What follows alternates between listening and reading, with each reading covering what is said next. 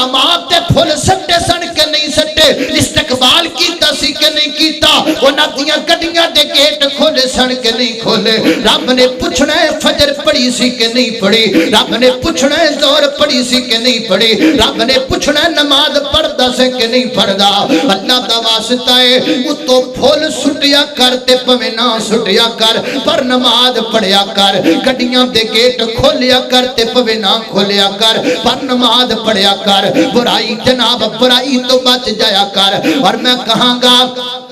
اگر تو میرے نال مخلص ہے، مولانا یوسف پسروری حافظہ اللہ تعالیٰ نال مخلص ہے، ان نال تو پیار کرنا ہے، ان نال تو محبت کرنا ہے، یا میرے نال تو مخلص ہے تے محبت کرنا ہے۔ 10 سال تو تیری میری یاری ہے، 10 سال تو تیری میری محبت ہے، تے جے 10 سالاں دے وچ